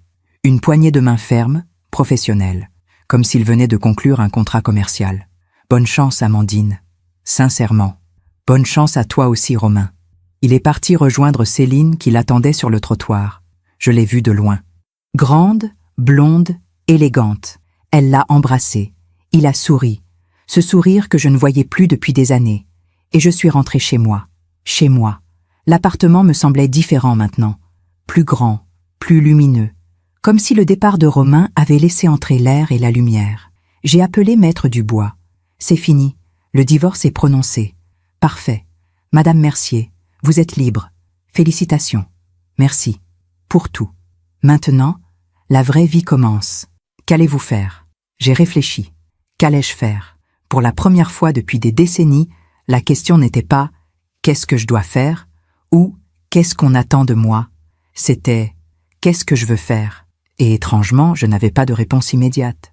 J'avais passé tellement d'années à exister pour les autres que je ne savais plus ce que je voulais pour moi. Je ne sais pas encore. Mais je vais trouver. Les jours de décembre ont été calmes. Je marchais beaucoup dans Paris. Je visitais des musées que je n'avais jamais eu le temps de voir. Je lisais. Je dormais quand j'avais sommeil, sans réveil pour me réveiller. Je mangeais ce que je voulais, quand je voulais. C'était une liberté vertigineuse, presque effrayante. Un après-midi, en passant devant une boutique de vêtements, je me suis arrêtée. Dans la vitrine, une robe, rouge, magnifique, élégante mais audacieuse. Pas du tout le genre de robe que j'aurais portée avant. Je suis entrée. Je l'ai essayée. Elle m'allait parfaitement. « Elle vous va à merveille, madame », a dit la vendeuse en souriant. Je me suis regardée dans le miroir. Cette femme en rouge. Ses cheveux gris qu'elle n'avait plus peur de montrer. Ses rides qu'elle n'essayait plus de cacher. Ses yeux où brillait quelque chose de nouveau. De la force. De la dignité. Je la prends. Ce soir-là, j'ai mis la robe rouge. J'ai préparé un dîner pour moi seule. J'ai ouvert une bouteille de vin. J'ai mis de la musique, du jazz, que Romain détestait. Et je me suis assise à table, seule, dans ma robe rouge, buvant mon vin, écoutant la musique, et j'ai compris que je n'étais pas seule. J'étais avec moi-même, enfin. J'ai levé mon verre vers la photo de mon père, posée sur la commode. Merci, papa. Merci de m'avoir protégée. Merci de m'avoir appris que je valais quelque chose. Chais. Dans le silence de l'appartement, j'ai cru l'entendre me répondre. Tu as toujours valu tout l'or du monde, ma chérie. Tu commences seulement à le comprendre. Quelques jours plus tard, j'ai reçu un appel de Monsieur Renaud. Madame Caron, j'ai une question à vous poser. Que voulez-vous faire de votre fortune? Que voulez-vous dire? Voulez-vous investir? Créer une fondation? Aider des causes qui vous tiennent à cœur? Votre père avait laissé des instructions très claires. Cet argent est à vous, pour que vous viviez, pour que vous soyez libre, mais aussi, si vous le souhaitez, pour que vous fassiez le bien autour de vous. J'ai réfléchi longuement. Je veux aider les femmes. Les femmes? Oui, les femmes comme moi. Celles qui se sont effacées pendant des années. Celles qui ont peur de partir parce qu'elles n'ont pas d'argent. Celles qui pensent qu'elles ne valent rien. Je veux créer une fondation, pour leur donner les moyens de recommencer. Monsieur Renaud a souri. Je l'entendais dans sa voix. C'est une excellente idée, Madame Caron. Nous allons nous en occuper. Et c'est ainsi qu'en janvier 2024, la Fondation Henri Caron est née. Une fondation qui aide les femmes à sortir de mariages toxiques, qui finance des avocats, des logements, des formations professionnelles. Une fondation qui dit à chaque femme « Tu vaux quelque chose, tu mérites mieux, tu peux recommencer ». Je n'ai rien dit à Romain. Je n'ai rien dit à Julien. Je voulais que ma nouvelle vie se construise loin d'eux, loin de leur jugement, loin de leurs attentes. Et lentement, semaine après semaine, j'ai recommencé à respirer, à vivre, à être. Amandine Caron. Pas Amandine Mercier. Amandine Caron. Celle que j'avais toujours été, au fond. Celle que j'avais oubliée pendant 37 ans. Celle qui revenait enfin à la vie. Les mois ont passé. L'hiver a cédé la place au printemps, puis à l'été. Ma nouvelle vie prenait forme, lentement mais sûrement. J'avais déménagé. Pas loin, je restais à Paris, dans le 5e arrondissement, près du Jardin des Plantes. Un appartement plus petit que celui que j'avais partagé avec Romain, mais lumineux, avec un balcon où je pouvais prendre mon café le matin en regardant les arbres. La Fondation Henri Caron avait ouvert ses portes en mars. Nous avions déjà aidé 23 femmes. 23 femmes qui, comme moi, avaient passé des années à s'effacer, à douter d'elles-mêmes, à croire qu'elles ne méritaient rien. Je travaillais 3 jours par semaine à la Fondation.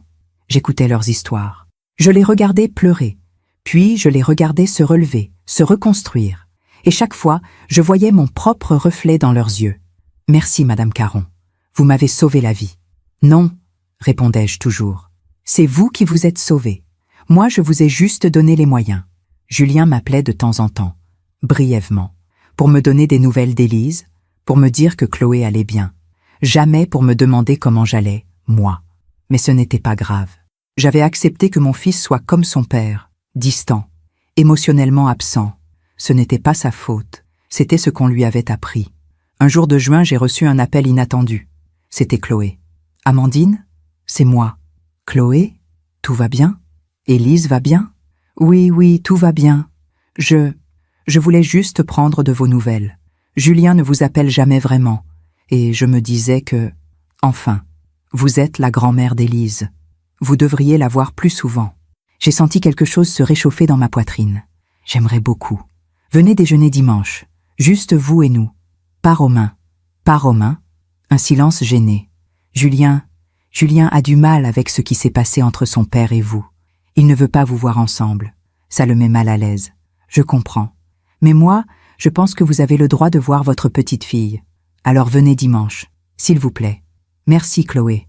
Merci beaucoup. Le dimanche, je suis allée chez eux avec un cadeau pour Élise. Un petit livre d'images. Chloé m'a accueilli chaleureusement. Julien était poli mais distant. Élise avait 7 mois maintenant. Elle commençait à s'asseoir toute seule, à babiller. Quand je l'ai prise dans mes bras, elle m'a souri. Un sourire édenté, magnifique. « Bonjour, ma belle. Tu es grande maintenant. » Pendant le déjeuner, Chloé a parlé de tout et de rien, du travail, de la fatigue, des nuits difficiles avec le bébé. Julien mangeait en silence, consultant son téléphone de temps en temps. À un moment, Chloé a dit, presque innocemment, « Au fait, Amandine, vous avez trouvé un travail. Vous vous en sortez financièrement ?» J'ai souri. « Oui, je travaille pour une fondation. Je vais très bien. » « Une fondation ?» Julien a levé les yeux. « Quel genre de fondation ?»« Une fondation qui aide les femmes en difficulté. » Ah, il est retourné à son téléphone.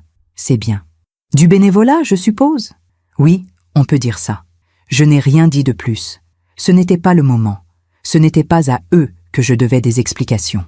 En juillet, j'ai reçu une invitation surprenante. Une invitation à un gala de charité organisé par l'entreprise où travaillait Romain. Un événement mondain, élégant, pour lever des fonds pour une association caritative. Je n'avais aucune raison d'y aller.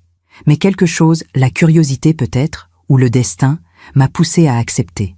J'ai acheté une nouvelle robe, longue, émeraude, magnifique. J'ai fait coiffer mes cheveux, j'ai mis du maquillage, pas beaucoup, juste assez pour me sentir belle. Quand je me suis regardée dans le miroir ce soir-là, j'ai vu une femme que je ne connaissais pas. Ou plutôt, une femme que j'avais oubliée depuis trop longtemps. Élégante, digne, vivante. Le gala se tenait dans un hôtel particulier du 16e arrondissement. Des lustres en cristal, des serveurs en gants blancs, du champagne à flots. Tout le gratin parisien était là. Je suis entrée seule, la tête haute. Quelques personnes m'ont regardée, intriguée. Qui était cette femme en robe émeraude? Et puis, je l'ai vue. Romain. Au fond de la salle, un verre à la main, parlant avec un groupe d'hommes en costume. Céline était à son bras, blonde, jeune, souriante. Il ne m'avait pas encore vue. J'ai pris un verre de champagne. J'ai respiré profondément. Et j'ai marché vers lui. Quand il m'a aperçu, son sourire s'est figé. Ses yeux se sont écarquillés. « Amandine ?»« Bonsoir, Romain. » Il m'a regardé de la tête aux pieds, visiblement choqué. Ce n'était pas l'Amandine qu'il connaissait. Ce n'était pas la femme effacée, discrète, transparente. Tu es magnifique. Merci. Céline s'est rapprochée, me jaugeant avec un sourire poli mais froid. Céline, je te présente Amandine, mon ex-femme. Enchantée, a dit Céline, me tendant une main molle. Enchantée. Un silence gêné s'est installé. Alors, a dit Romain, essayant de retrouver contenance. Tu vas bien? Tu travailles quelque part? Oui. Je travaille pour une fondation. Ah, du bénévolat. C'est bien, ça t'occupe. J'ai souri. Il ne savait pas. Il ne savait toujours pas. Et toi, comment vont les affaires? Bien, très bien. Mais quelque chose dans sa voix sonnait faux. Enfin, c'est compliqué en ce moment. L'économie, tu sais, mais on s'en sort.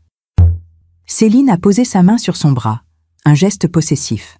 Romain est très stressé en ce moment. Il travaille tellement. Je vois. Je les ai regardés tous les deux. Romain qui essayait de garder la face. Céline qui jouait le rôle de la jeune épouse dévouée. Et j'ai compris que je n'avais plus rien à leur prouver. Je n'avais plus besoin de leur validation, de leur reconnaissance. Bon, je vous laisse. Bonne soirée. Amandine, attends. Romain a fait un pas vers moi. On pourrait prendre un café un de ces jours? Pour parler? Parler de quoi? Je ne sais pas. De tout. Tu me manques, parfois. Notre vie ensemble. C'était quoi, Romain? Ennuyeux? Il a baissé les yeux. Je n'aurais pas dû dire ça. Tu étais honnête. Pour une fois. J'ai souri.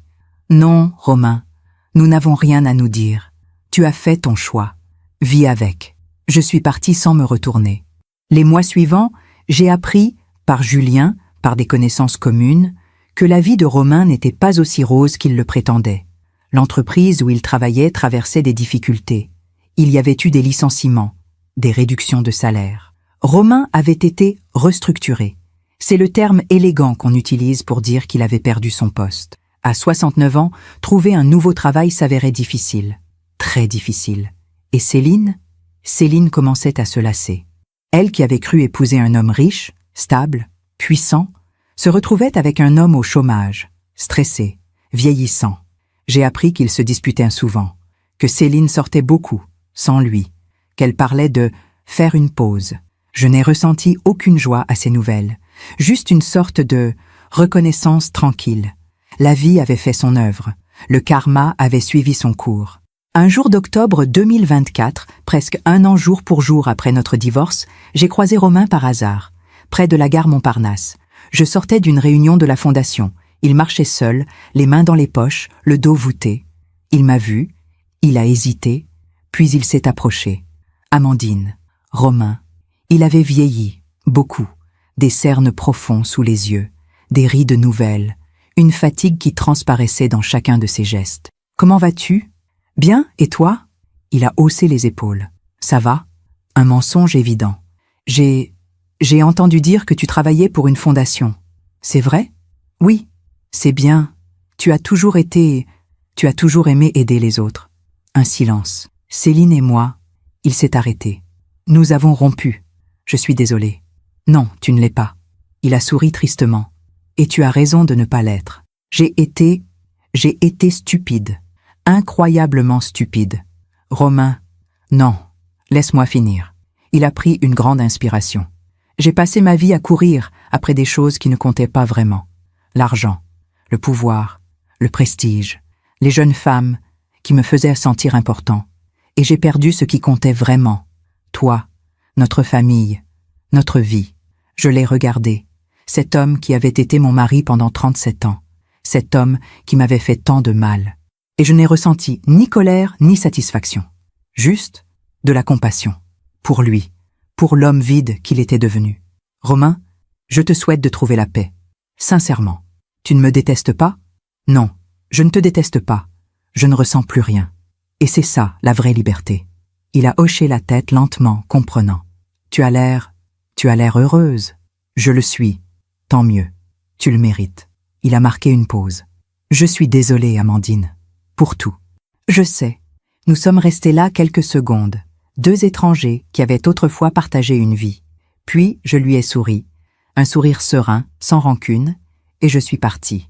En marchant dans les rues de Paris, sous le ciel gris d'octobre, j'ai repensé à cette phrase que mon père m'avait écrite dans sa lettre. La vie finit toujours par rendre ce qu'on lui donne.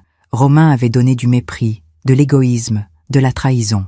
Et la vie lui avait rendu la solitude, l'échec, le regret. Moi, j'avais donné de la patience, de la fidélité, de la dignité. Et la vie m'avait rendu la liberté, la paix et une seconde chance. Ce n'était pas de la vengeance, ce n'était pas de la justice humaine. C'était simplement le karma, l'équilibre naturel des choses. Et dans ce grand équilibre cosmique, j'avais enfin trouvé ma place. Aujourd'hui, j'ai 71 ans. 2 ans se sont écoulés depuis ce dîner terrible de novembre 2023. 2 ans depuis que ma vie s'est effondrée et reconstruite. Je suis assise sur mon balcon, regardant le soleil se lever sur Paris. Le café fume doucement dans ma tasse. La même tasse blanche que j'ai depuis des années. Celle qui a survécu à tous les déménagements, à tous les changements. Une petite constante dans une vie qui a tant bougé. C'est devenu mon rituel matinal. M'asseoir ici, avec mon café, avec la photo de mon père posée sur la petite table à côté de moi, et réfléchir. Simplement réfléchir. La Fondation Henri Caron a aidé 112 femmes maintenant. 112 femmes qui ont recommencé leur vie. Certaines ont ouvert des entreprises. D'autres sont retournées à l'université. D'autres encore ont simplement appris à vivre seules, en paix, sans avoir peur. Chaque mardi, je rencontre ces femmes. J'écoute leurs histoires. Et chaque fois, je vois mon propre parcours reflété dans leurs yeux. La peur, le doute, puis lentement, progressivement, la force qui revient, la dignité qui renaît. Madame Caron, m'a dit l'une d'elles la semaine dernière, comment avez-vous fait ? Comment avez-vous trouvé le courage de partir ? J'ai réfléchi longuement avant de répondre. Je ne sais pas si c'était du courage. Je crois que c'était plutôt de l'épuisement. J'étais épuisée de ne pas exister, épuisée de vivre dans l'ombre. Et un jour, j'ai simplement compris que même la solitude serait moins douloureuse que cette vie-là. Et vous ne regrettez pas? Regrettez quoi? D'avoir passé 37 ans avec un homme qui ne m'aimait pas vraiment? Oui, parfois. Mais regretter d'être parti? Jamais. Pas une seule seconde. Elle a souri à travers ses larmes. Merci. Merci de me montrer que c'est possible. Ce n'est pas moi qui vous montre. C'est vous qui découvrez. Moi, je ne fais que tenir une lampe pendant que vous trouvez votre chemin. Julien m'appelle plus régulièrement maintenant. Pas souvent. Une fois par mois peut-être. Mais c'est déjà mieux qu'avant. Il me parle d'Élise, qui a maintenant 18 mois, et commence à marcher, à dire ses premiers mots. Elle a dit « mamie » hier, m'a-t-il annoncé la semaine dernière. « Mamie » ? Oui. Chloé lui montre votre photo tous les jours. Elle dit « mamie » en vous montrant. Quelque chose s'est réchauffé dans ma poitrine. Cette petite fille que je vois trop rarement connaît mon visage, prononce mon nom. J'aimerais la voir plus souvent, Julien. Un silence, puis « je sais, et tu as raison. Chloé me le dit tout le temps. Je vais faire des efforts, maman. Promis. Maman. Il m'avait appelé maman. Pas Amandine, pas mère. Maman. Merci, mon chéri. Après avoir raccroché, j'ai pleuré. Pas de tristesse, de soulagement. Mon fils revenait vers moi, lentement, maladroitement. Mais il revenait. Il y a 3 semaines, j'ai reçu un appel inattendu. C'était Romain. Amandine, c'est moi. Ne raccroche pas, s'il te plaît. Je t'écoute. J'ai besoin de te parler. En personne. C'est important. Nous nous sommes retrouvés dans le même café où il m'avait proposé son arrangement, il y a 2 ans. L'ironie ne m'a pas échappé. Il était arrivé avant moi, assis à la même table. Mais ce n'était plus le même homme. Il avait maigri. Ses cheveux étaient presque blancs maintenant. Ses mains tremblaient légèrement quand il a porté sa tasse de café à ses lèvres. « Merci d'être venu. De quoi voulais-tu parler ?» Il a pris une grande inspiration. « Je suis malade, Amandine. Le monde s'est arrêté. »« Quoi ? Un cancer, du poumon. Stade 3. Les médecins, ils me donnent 1 an, peut-être 2 si la chimio fonctionne bien. » J'ai posé ma tasse. Mes mains tremblaient. « Romain, tu n'as pas besoin de dire quoi que ce soit. » Il a souri tristement. « Je ne suis pas venu chercher de la pitié. Je suis venu te demander pardon, vraiment. Tu me l'as déjà demandé. Non. La dernière fois, je l'ai dit parce que je me sentais coupable, parce que je me sentais seule. Mais aujourd'hui, je le dis parce que je comprends vraiment. Je comprends ce que je t'ai fait, ce que je t'ai volé. » Les larmes coulaient sur ses joues. Je ne l'avais jamais vu pleurer, pas une seule fois en 37 ans. J'ai passé ma vie à courir après des choses qui ne valaient rien, et j'ai ignoré la seule personne qui m'aimait vraiment, qui était fidèle, qui était bonne. Romain. Non, laisse-moi finir. Sa voix tremblait. Céline m'a quittée dès qu'elle a su que j'étais malade. Elle n'a même pas attendu 1 semaine. Elle a dit qu'elle était trop jeune pour jouer les infirmières. Il a ri, un rire amer, cassé. Et tu sais ce qui est drôle? Je l'ai jugée. Je me suis dit, comment peut-elle être aussi cruelle? Mais c'est exactement ce que j'ai fait avec toi. Je t'ai abandonné dès que tu ne servais plus mes intérêts. Dès que quelqu'un de plus jeune, de plus excitant est apparu. Romain, tu n'as pas besoin de... Si, j'ai besoin. Parce que dans quelques mois, je ne serai plus là. Et je refuse de mourir sans t'avoir dit la vérité. Tu étais une femme extraordinaire. Tu l'es toujours. Et moi, j'étais trop aveugle, trop égoïste pour le voir. Il a pris ma main à travers la table. Je ne l'ai pas retirée. Pardon, Amandine. Du fond du cœur. Pardon. Nous sommes restés là, main dans la main, 2 êtres qui avaient autrefois partagé une vie, maintenant réunis par la conscience de la mort qui approchait. Je te pardonne, Romain, ai-je dit doucement. Je te l'ai déjà pardonné, en fait. Pas pour toi, pour moi, pour être libre. Il a hoché la tête, essuyant ses larmes. Merci, mais je veux que tu saches quelque chose. J'ai serré sa main. Tu n'étais pas qu'un mauvais mari. Il y a eu de bons moments aussi, les premières années, la naissance de Julien, certains Noëls, certains étés. Ce n'était pas que du mensonge. Tu crois? Oui, je crois que tu m'as aimé, à ta façon, imparfaitement, égoïstement, mais tu m'as aimé. Il a souri à travers ses larmes. Tu es trop bonne pour moi. Tu l'as toujours été. Nous avons parlé encore 1 heure, de Julien, d'Élise, de la vie, de la mort, de tout et de rien. Quand nous nous sommes séparés, je l'ai serré dans mes bras, brièvement. Un dernier geste de tendresse pour un homme qui avait été ma vie pendant si longtemps. Prends soin de toi, Romain. Toi aussi. Je suis rentré chez moi le cœur lourd mais étrangement en paix. La roue avait tourné. Le karma avait fait son œuvre. Et même dans la cruauté du destin, il y avait une certaine justice, une certaine symétrie. Romain allait mourir seul. Abandonné par la femme qu'il avait choisie à ma place, exactement comme il m'avait abandonné. Mais moi, je vivais, entouré de femmes que j'aidais, entouré de sens, entouré d'amour. Ce matin, en buvant mon café, je regarde cette photo de mon père, ses yeux sérieux, sa mallette noire, et je lui parle, comme je le fais tous les jours. Papa, tu avais raison. La vie finit toujours par rendre ce qu'on lui donne. Romain a donné de l'égoïsme. Il récolte la solitude.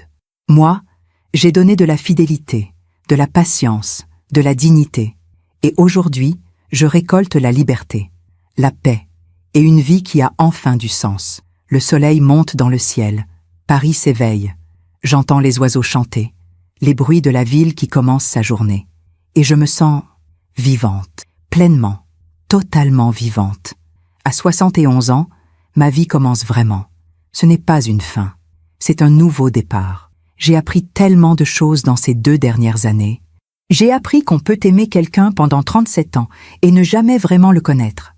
J'ai appris qu'on peut se perdre soi-même en voulant trop plaire aux autres.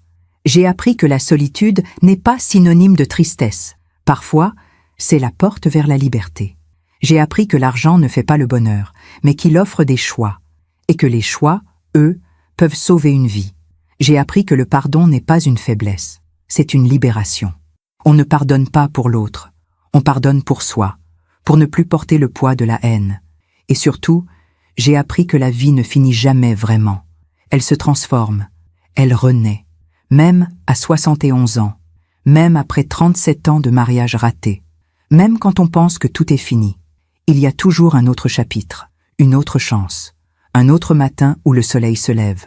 Demain, je vais à la fondation. Nous accueillons 3 nouvelles femmes. 3 femmes qui pensent que leur vie est finie, que leur histoire s'arrête là. Et je vais leur dire ce que j'aurais aimé qu'on me dise il y a des années. Votre vie ne commence pas le jour où vous rencontrez quelqu'un. Elle ne se termine pas le jour où cette personne part. Votre vie, c'est vous. Et tant que vous respirez, tant que votre cœur bat, vous avez le droit de recommencer. Je termine mon café. Je regarde une dernière fois la photo de mon père et je lui souris. Merci, papa. Pour tout. Pour l'argent, bien sûr. Mais surtout, pour m'avoir appris que je valais quelque chose, que je méritais d'être heureuse, que je n'avais pas besoin de la validation de quelqu'un d'autre pour exister. Je me lève. Je rentre dans l'appartement. Et en passant devant le miroir de l'entrée, je m'arrête. Cette femme dans le miroir. Cheveux gris, rides profondes, mais des yeux brillants. Un sourire serein, une posture droite, digne. « Bonjour, Amandine Caron », je murmure à mon reflet. « Enchantée de te rencontrer. Enfin, si mon histoire aide ne serait-ce qu'une femme à ouvrir les yeux, alors tout cela aura eu un sens. Si une seule femme quelque part, en m'écoutant, se dit « Moi aussi je peux partir. Moi aussi je peux recommencer. Moi aussi je vaux quelque chose. » Alors je n'aurais pas vécu ces 37 ans pour rien. La douleur que j'ai traversée n'était pas inutile. Elle m'a appris qui j'étais vraiment. Elle m'a rendue plus forte, plus sage, plus compatissante. Et aujourd'hui, cette douleur transformée en sagesse, je la partage, je la transmets. Je l'offre comme une lumière dans le noir pour celles qui marchent encore à tâtons, cherchant la sortie. Courage, mes sœurs, je leur dis toujours. Le chemin est long, il est difficile, mais au bout, il y a la vie, la vraie vie, celle où vous n'êtes plus l'ombre de quelqu'un d'autre, celle où vous êtes enfin vous-même. Merci de m'avoir écouté jusqu'au bout. Si cette histoire a touché votre cœur, abonnez-vous et activez la cloche pour entendre d'autres femmes qui ont transformé la douleur en sagesse. Chaque jour, une femme, une leçon de vie. Partagez cette histoire avec quelqu'un que vous aimez. Parfois, une histoire change toute une journée. Que Dieu vous bénisse et à très bientôt.